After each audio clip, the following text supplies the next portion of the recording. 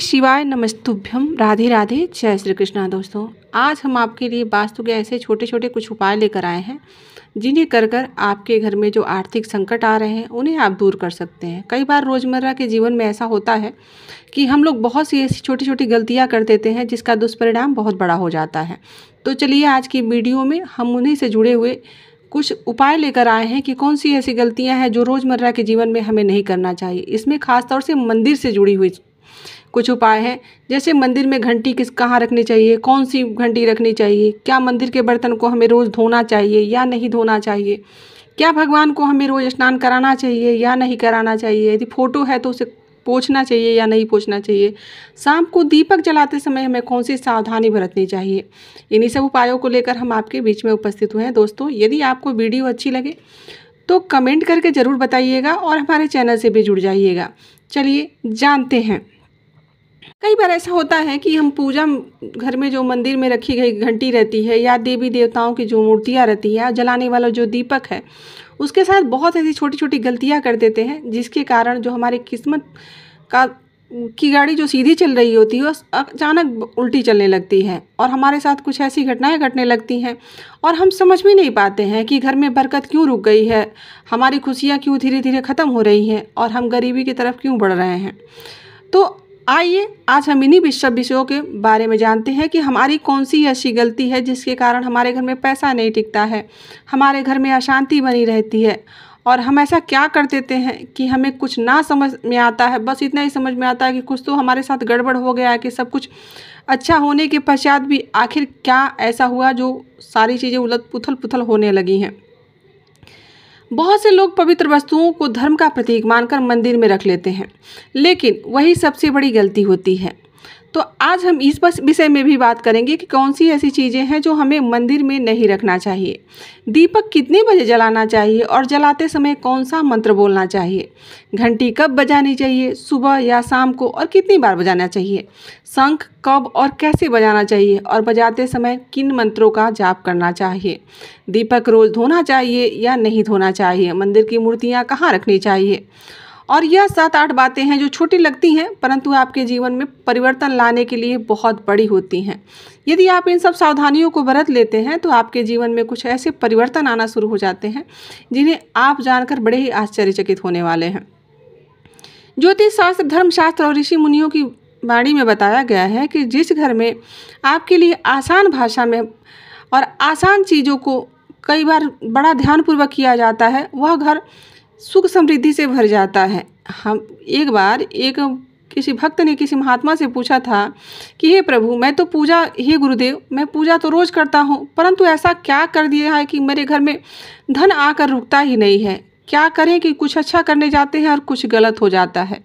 तब उन महात्मा ने बताया था कि देखो पुत्र, हम लोग घर में जो कार्य करते हैं कई बार ऐसे छोटे छोटे कार्य होते हैं जिनका परिणाम भयावह हो जाता है। तो हम भी आज इसकी वीडियो में वही जानने का प्रयास करेंगे कि आखिर कौन सी ऐसी गलतियां हैं जो हमें अपने जीवन में नहीं करनी चाहिए। पर दोस्तों, उससे पहले निवेदन है कि यदि आप हमारे चैनल पर नए हैं तो प्लीज़ चैनल को सब्सक्राइब कर लीजिएगा और लाइक ज़रूर कर दीजिएगा। पूरी वीडियो देखिएगा और वीडियो के अंत में कमेंट करके ज़रूर बताइएगा कि वीडियो आपको कैसी लगी। बार ऐसा होता है कि मान लीजिए हम लोग पूजा बड़ी श्रद्धा से करते हैं परंतु उस पूजा के दौरान ही हम कुछ ऐसी गलती कर देते हैं जिसका उसका फल ही उल्टा पड़ जाता है। और ये सब शास्त्रों में भी हमारे साफ साफ लिखा हुआ है कि पूजा का पूर्ण फल तभी प्राप्त होता है जब हम पूरे विधि विधान के साथ अपनी पूजा स्थली पर पूजा करें। घर, मंदिर में और दीपक में और घंटी का सही उपयोग किस प्रकार से करना चाहिए, क्या दीपक को रोज़ धोना चाहिए या दीपक कौन सा होना चाहिए, धातु का या मिट्टी का, मिट्टी के दीपक का सही उपयोग किस प्रकार से करना चाहिए, कौन सा अवसर होता है जब मिट्टी का दीपक जलाना चाहिए, मंदिर में किस प्रकार की घंटी का उपयोग करना चाहिए, किस प्रकार की घंटी सबसे शुभ मानी जाती है। इसमें हम सबसे पहले बात करते हैं मिट्टी के दिए के बारे में। यह साधारण सा दिखने वाला जो दीपक होता है वास्तव में शुभता का प्रतीक होता है। इसको जलाने से हमारे बहुत से ऐसे कार्य हैं जो बन जाते हैं। दिवाली हो या कोई धार्मिक आयोजन हो, कोई बड़ा अनुष्ठान हो, ये मिट्टी के दिए बड़े काम आते हैं और इसे जलाया जाता है घर के मंदिर में या दरवाजे के पास जब आप इस दियों को जलाते हैं तो ऐसा लगता है कि मानो लक्ष्मी माता स्वयं आपके आंगन में प्रवेश कर रही हैं। लेकिन दोस्तों, जब यह दिया मंदिर में रखते हैं तो इसके कुछ अलग ही नियम बन जाते हैं। जैसे मिट्टी का दिया एक बार ही जलाना चाहिए, जले हुए दिए को आप पुनः मंदिर में नहीं जला सकते। हाँ, यदि वही आपके पास मान लीजिए धातु का दिया है तो आप उसको, धातु का दिया तो बार बार उपयोग किया जाता है तो आप उसको पुनः जला सकते हैं, परंतु मिट्टी के दिए का यह नियम है। बहुत ऐसे लोग हैं मैंने जिनको देखा है सामने से ऐसे कि एक ही दिए को, जले हुए दिए को ही बार बार उपयोग करते हैं। तो ये नहीं करना चाहिए, इससे हमारे घर में वास्तु दोष होता है। यदि आप घर में कोई आयोजन कर रहे हैं या फिर दिया जलाना है तो मिट्टी के दिए का हर बार नए दिए का उपयोग करें, इससे आपके घर में बरकत बनी रहती है। और यदि आप मंदिर में भी बहुत लोगों को मैंने देखा है कि दूसरे का दिया, अब हमको मालूम तो है नहीं कि किसका दिया उपयोग कर रहे हैं। ऐसा माना जाता है कि आप जिसका भी दिया उपयोग करके उसमें अपनी बत्ती लगाकर और दिया जलाते हैं, सारा उस दीपक का जो फल होता है उसी व्यक्ति को प्राप्त हो जाता है जो पहली बार वो नया दिया जलाया रहता है। तो इसलिए इस बात का विशेषकर ध्यान रखना चाहिए कि यदि आप मिट्टी के दिए का उपयोग कर रहे हैं तो आप नया दिया जलाइए, क्योंकि नया दिया ही जलाना चाहिए। मिट्टी का दिया आप जला रहे हैं तो कहीं भी, मंदिर हो या घर के मंदिर में या बाहर के मंदिर में भी, कहीं भी आप नए दिए का उपयोग करें, यह आपके लिए बहुत ही लाभकारी होता है। कहते हैं कि धातु के दिए, मान लीजिए वैसे बहुत लोग पीतल का होता है या तांबा होता है या स्टील के भी आजकल लोग उपयोग कर रहे हैं, तो देखने में बहुत सुंदर लगते हैं, परंतु इनका धार्मिक महत्व भी बहुत बड़ा है। लेकिन कुछ लोग इनको जलाने सिर्फ यही सोचते हैं कि नहीं जला देंगे बस हो गया, लेकिन इनकी शुद्धि का ध्यान रखते नहीं हैं। दोस्तों, इनकी शुद्धि का विशेष ध्यान रखना चाहिए, इनको रोज़ साफ़ करना चाहिए। अब आप ही सोचिए कि आपको जूठे बर्तन में रोज़ खाना दे दिया जाए तो चलेगा क्या? ऐसा नहीं होता ना। तो इसीलिए आप यदि मंदिर में दिया उपयोग करते हैं तो आप उनको रोज़ धोइए और प्रयास करिए कि उनको एक बार गंगा जल से ज़रूर साफ़ कर लीजिए। गंगा जल से धोने से या जो मिट्टी, ये धातु के दिए रहते हैं, मिट्टी नहीं, वह बहुत पवित्र हो जाते हैं और उनके अंदर यदि हम आप दीपक जलाते हैं तो उससे सकारात्मक ऊर्जा आपके घर में फैल जाती है। अगर आप हफ्ते में 1 या 2 बार इनको साफ़ करते हैं कि भाई वैसे मान लीजिए टाइम नहीं रहता या फिर जल्दी जल्दी ऐसे करके कैसे भी पूजा कर लेते हैं, यह आपके लिए बिल्कुल उचित नहीं है। आप प्रयास करिए कि यदि पूजा करते हैं तो उसके लिए पर्याप्त समय निकालिए। आपके जो मंदिर में उपयोग किए जाने वाले बर्तन हैं उनको विधिवत साफ़ करिए, उनको एक बार गंगा जल से धोइए और पुनः उनको उपयोग में आप ला सकते हैं। बात करते हैं अब मंदिर में या पूजा रूम में जो हम रखे रहते हैं, जो घंटी रखे रहते हैं, उस घंटी के बारे में। पीतल की घंटी की ध्वनि बड़ी ही सुंदर होती है, बहुत बढ़िया आवाज़ करता है, जिससे वातावरण नकारात्मक ऊर्जा जो होती है आपके घर में या आपके आसपास वातावरण में, वह तुरंत दूर हो जाती है और इससे सकारात्मकता का प्रवाह बढ़ जाता है। तो हम आपको बता दें कि जो यह आपके घर में घंटी रखी रहती है, इसे दक्षिण की दिशा में कदापि न रखें, यह अशुभ माना जाता है। घंटी हमेशा पूजा स्थल के पास या मंदिर के प्रवेश द्वार पर रखें। सबसे शुभ घंटी वह होती है जिस पे गरुड़ की नक्काशी की हुई रहती है। अक्सर ऐसी ही घंटी प्राप्त होती है, बहुत सी ऐसी घंटी है जिस पे रहती नहीं है, बट आप प्रयास करिए कि यदि आप घंटी खरीदने जाते हैं अपने मंदिर के लिए तो वही घंटी खरीदिए जिस पे गरुड़ की नक्काशी की गई हो। इसे गरुड़ घंटी कहते हैं। इसे अत्यंत पवित्र माना जाता है और इसे बजाने से आपको उत्तम फल की प्राप्ति होती है। अब सवाल आता है कि घंटी कितनी बार बजाना चाहिए। तो भोग लगाते समय यह घंटी को 5 बार बजाना चाहिए और ऐसा करने से भगवान भोग जल्दी स्वीकार कर लेते हैं। पूजा के दौरान घंटी जोर जोर से नहीं बजाना चाहिए। ऐसा नहीं कि आपके पास इतनी ताकत है उतना जोर लगा के फिर गन गन बजाना शुरू कर दीजिए। घंटी को सिर्फ 3 बार बजाना उचित रहता है और भोग लगाते समय 5 बार बजाइए। घंटी को हमेशा दाहिने हाथ से बजाया जाता है। बहुत लोग ऐसे रहते हैं कि दाहिने हाथ से दीपक दिखाते रहते हैं और बाएं हाथ से घंटी बजाते रहते हैं, यह भी उचित नहीं माना गया है। इसका मुख्य पूजा स्थल जो मतलब गरुड़ जी का मुख रहता है घंटी के ऊपर, उसका प्रयास करिए, घंटी रखते हैं तो उसका मुख भगवान की तरफ रहे। याद रखिए घंटी सुबह की पूजा में ही बजाना चाहिए। बहुत लोग शाम को भी आरती करते हैं तो उस टाइम भी घंटी बजाना शुरू कर देते हैं। उस टाइम घंटी बजाना शास्त्रों में वर्जित माना गया है। इन नियमों का यदि आप पालन करते हैं तो आपकी पूजा का फल जो होता है वह कई गुना बढ़कर आपको प्राप्त होता है और उसका प्रभाव भी आपको दिखने लगता है। कई बार ऐसा क्या होता है कि छोटी छोटी बातें जो लगती हैं हमको कि ये तो छोटी सी बात है, वह बड़ा असर छोड़ जाती हैं और हमें समझ में भी आने लगता है कि हमने ये किया था तो हमें इसका ये फल प्राप्त हुआ है। तो ये छोटी छोटी जो सावधानियाँ हैं यदि आप जीवन में अपने लाते हैं तो ये आपके लिए बड़ा ही शुभकारी होगा और आपकी उन्नति की तरफ आपको लेकर जाएगा। मान लीजिए हम कहीं मंदिर जाते हैं तो मंदिर में जब प्रवेश करते हैं तो घंटी लगी रहती है, फिर हम घंटी को बजाते हैं। तो बहुत लोग ऐसे रहते हैं कि मंदिर से आते समय भी घंटी बजा देते हैं। यह भी उचित नहीं होता है। जब हम मंदिर में प्रवेश करते हैं तभी हमें बस घंटी बजाना चाहिए।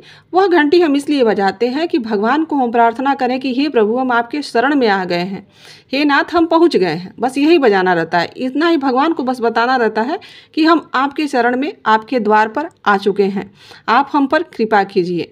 और बहुत लोग ऐसा रहता है कि नहीं, लौटते समय भी बजा देते हैं। ऐसा नहीं करना चाहिए। और यदि पूजा प्रारंभ कर रहे हैं तो आपको सिर्फ 2 बार ही घंटी बजाना चाहिए।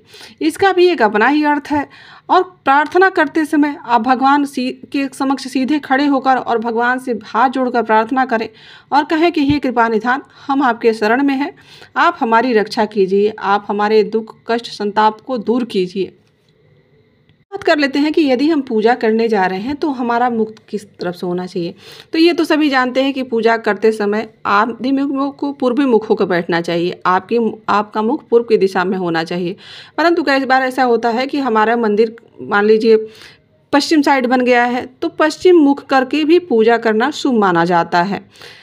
पूरब मुख इसलिए बताया जाता है कि सूर्य की किरण पूर्व की तरफ से आती है, जो सकारात्मकता से आपके जीवन को भर देती है।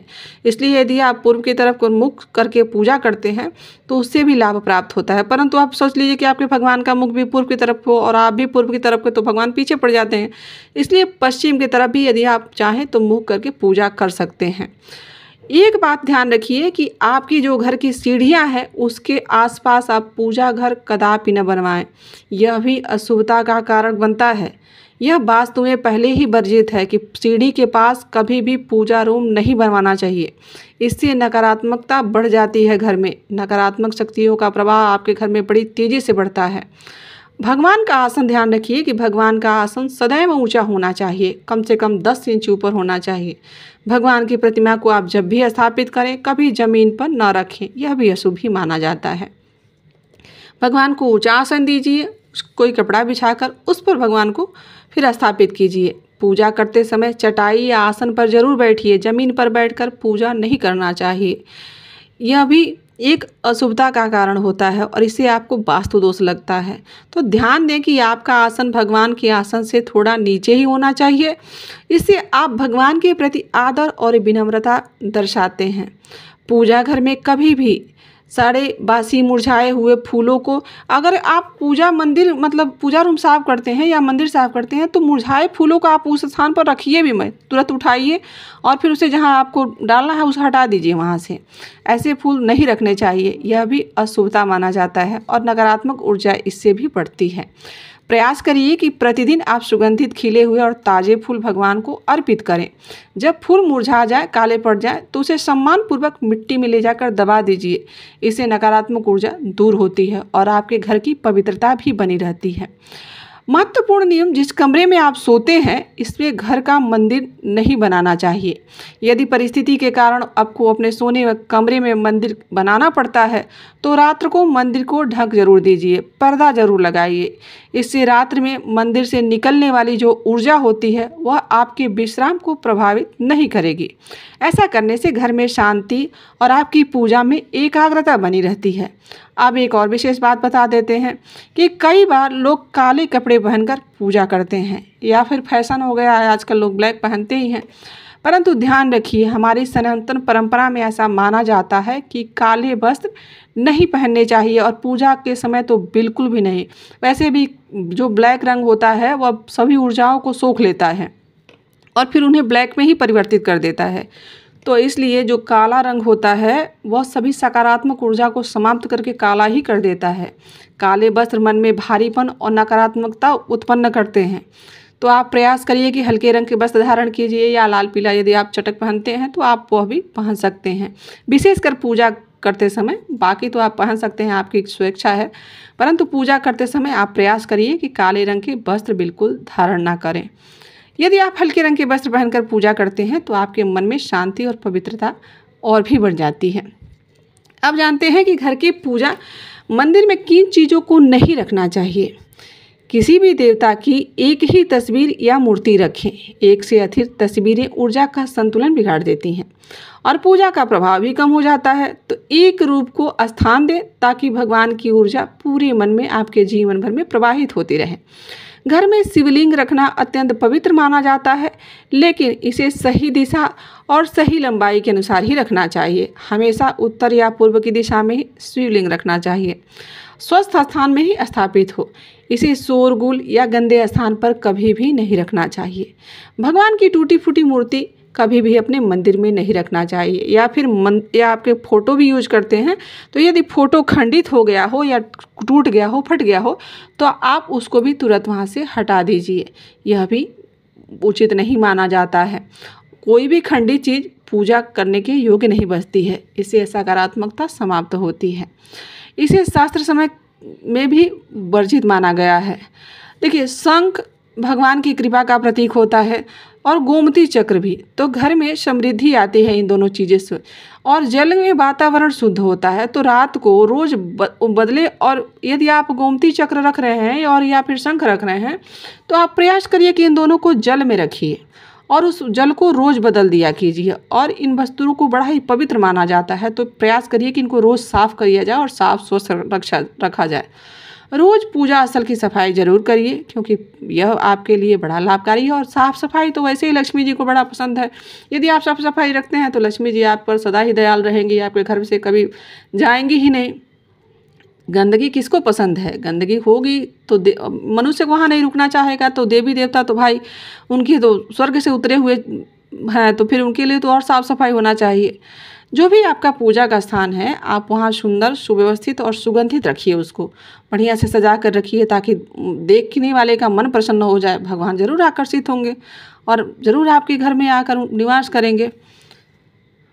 यदि मान लीजिए आप पूजा रूम बनवाते हैं, तो सबसे पहले तो वो प्रयास कीजिए कि वह कोना शांत और पवित्र हो।